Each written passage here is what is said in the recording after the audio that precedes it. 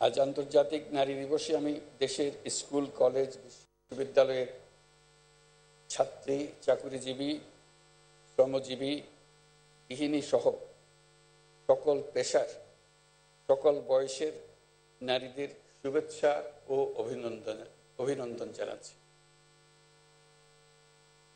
আজকের দিনে আমি শুরুতেই গভীর শ্রদ্ধার সঙ্গে স্মরণ করছি মহান মুক্তিযুদ্ধের বীর শহীদদের, যাদের আত্মত্যাগের বিনিময়ে আমরা স্বাধীন সার্বভৌম বাংলাদেশ পেয়েছি। বিশেষভাবে শ্রদ্ধা জানাই বীরাঙ্গনা সহ ৭১-এর সংগ্রামী নারীদের।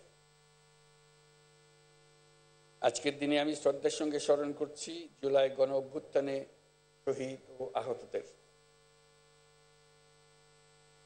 জুলাই গণ অভ্যুত্থানে বাংলাদেশের ছাত্র, শ্রমিক জনতা মিলে যে অসাধ্য সাধন করেছে, তার সম্মুখ সারির ভূমিকায় ছিল এদেশের নারীরা। ফেসিবাদী শক্তির প্রাণঘাতী অস্ত্রের সামনে হিমালয়ের মতো দাঁড়িয়েছিল আমাদের মেয়েরা।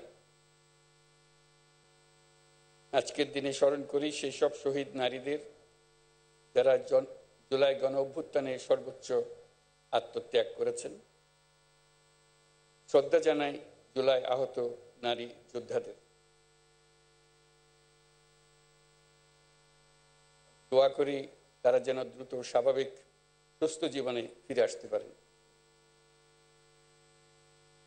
গণ অভ্যুত্থানের সম্মুখ সারিতে থাকলেও আমাদের সমাজে এখনো অনেক ক্ষেত্রেই নারীরা পিছিয়ে আছে। নারীদের অর্থনৈতিক ক্ষমতায়নে সরকার সবসময় সচেষ্ট।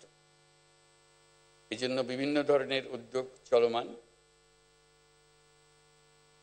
দুস্থ মায়েদের আর্থিক সহায়তা প্রদান, নারীদের প্রশিক্ষণের ব্যবস্থা, ক্ষুদ্র ঋণ কর্মসূচি, কর্মজীবী নারীদের থাকার হোস্টেল, ডে কেয়ার সেন্টার সুবিধা সহ নানান ধরনের উদ্যোগ অন্তর্বর্তী সরকার দিচ্ছে। নারীর প্রতি সহিংসতা রোধ সরকারের অন্যতম অগ্রাধিকার। অনেক সময় নারীরা নির্যাতনের শিকার হলেও তারা বুঝতে পারেন না কোথায় অভিযোগ জানাবেন। নারীরা যেন তাদের অভিযোগ জানাতে পারেন সেজন্য হটলাইন চালু করা হয়েছে। আইনি সহায়তা প্রদানের জন্য আমরা পারিবারিক সহিংসতা আইন ২০১০ হালনাগাদ করার উদ্যোগ নিয়েছি। যৌন হয়রানি প্রতিরোধ ও সুরক্ষা আইন প্রণয়নের কাজেও আমরা হাত দিয়েছি। আমরা একটি নারী বিষয়ক সংস্কার কমিশন করেছি, যারা তাদের সুপারিশগুলো শিগগিরই দেবেন। সম্প্রতি মহিলাদের উপর যে জঘন্য হামলার খবর আসছে, তা গভীরভাবে উদ্বেগজনক। এটি নতুন বাংলাদেশের যে স্বপ্ন আমরা দেখছি, তার সম্পূর্ণ বিপরীত। আমরা এই নতুন বাংলাদেশে নারী পুরুষ সকলের সমান অধিকার প্রতিষ্ঠা করতে অঙ্গীকারবদ্ধ। আমরা আমাদের সকল শক্তি প্রয়োগ করে এই অধিকার প্রতিষ্ঠা করব।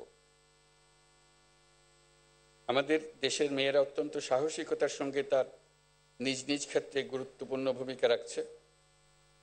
কত বাধা পেরিয়ে দেশের রাজনীতি, অর্থনীতি সহ সার্বিকভাবে দেশকে এগিয়ে নিতে অবদান রাখছে।